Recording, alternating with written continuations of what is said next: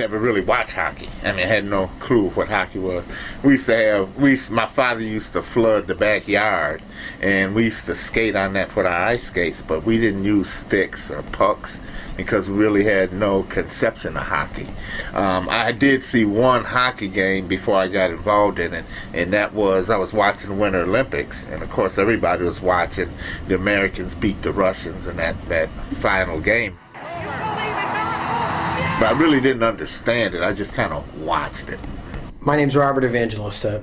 I originally born and raised in Canada, St. Catharines, old hockey town, big GM town. Grew up there like any other Canadian kid. You know,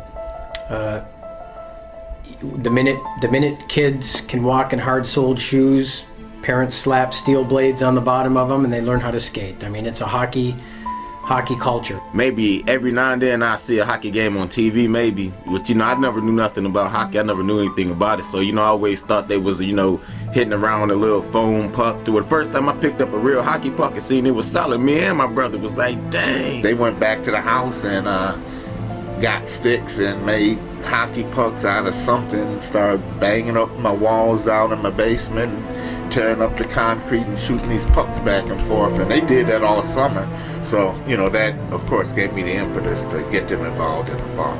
We'd rap about hockey, and every now and then he'd say, hey, you gotta come out and see my boys, man, you'd be surprised. Walk towards the stands, and up along the stands, of course, there were two groups. One was white and one was black. And so I walked up the stairs in between them, and I took a right turn into the black section. And it was funny because all the white people turned and stared at me like, why are you going to sit with them? And at the same time, some of the black folks turned and stared up at me like, why are you coming to sit with us? I went there to this arena, and Alex had told me, he says, I think it's going to be feisty. We get called names by the other teams. They would get called names occasionally by parents in the stands. And initially, they even got called names by some of the referees. If a ref hear that, they supposed to report that to the board, like, man, y'all got a coach, like, blah, blah, and nobody care. It was difficult at first because sometimes they would even come, and the youngins would come cry back to the bench crying, why you call me that? And they were hearing things being yelled at them from the ice, and they were hearing things being yelled from the stands, and these parents are yelling at these parents, and I start seeing some things going on the ice where some of the kids are starting to get into it.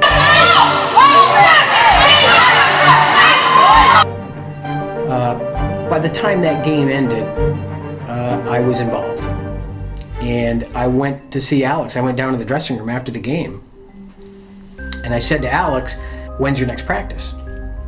And, you know, I was a bit of a distraction to him because he was wanting to get into the dressing room. He just, you know, he's like, man, we'll talk when we get back to work.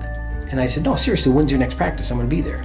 And he said something to the effect of, listen, we don't need any charity. And I said, this isn't charity, this is all hockey. It's strictly hockey, okay? I can help. I remember skating up to center ice surrounded by these kids and Alex and George. And these kids were looking at me like, you know, who's the white dude and what's he doing here? And then Alex explained that I was there to help. And so for that practice, I skated around and tried to give him some pointers and worked on some face-offs. I mean, he really cared about us. Because he didn't have to be there at all. I eventually took over as head coach, and so it was the three of us, Alex and George, as the assistant coaches, and of course Gloria Myers as the absolute backbone of the team, the manager. And not only that, she was like our whole cheering section.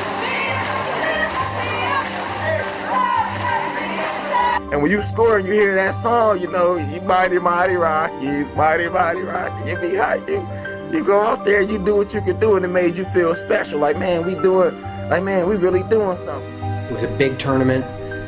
And the fact that it was in Lake Placid on the famous ice rinks there just made it just an incredible draw.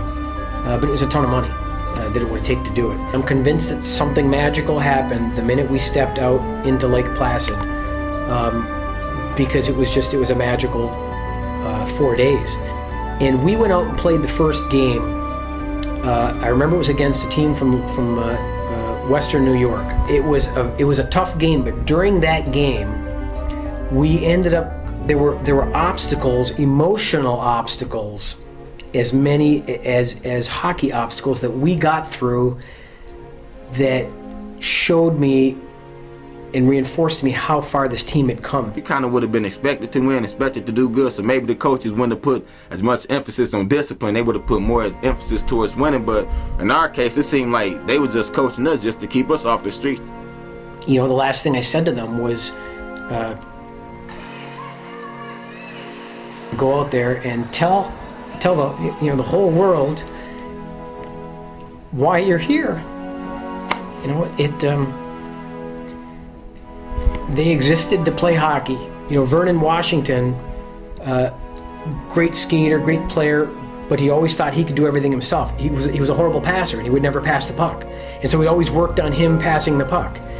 And in a tie game where we needed the momentum, we needed a goal, him and Nate get sprung on a 2-on-1 with Corey as a trailer, and Vernon gets the puck and has a shot and absolutely does a perfect fake shot, backhand drop to Corey, who hammers it.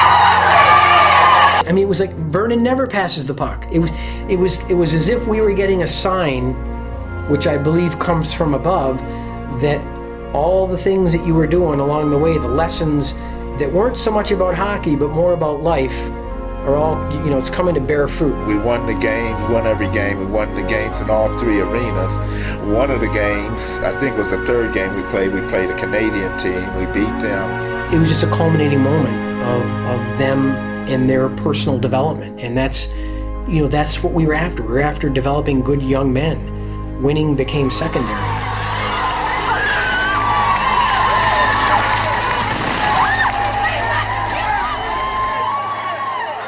It was a pretty big deal. Got a big trophy for it. It was a big accomplishment. That was about, that's about 12 years ago, and that trophy is still sitting up there in Jack Adams, and we leave it there because we were really proud of that. We were the only all-black team to ever play at that level of competition, at that age level. And we didn't know that at the time, but the only all-black team in the history of sport. Not that it mattered. I mean, it was, for us, it was just a culminating moment. It was a fitting end to the years together. Not too many people even know the struggles we went through. They just think we was a black team. It's like, man, we went through a lot of stuff. Like, we grew up. Like, that was my, that was my life. So I'm still having, it's still hard to even talk about it, because, I love it, man.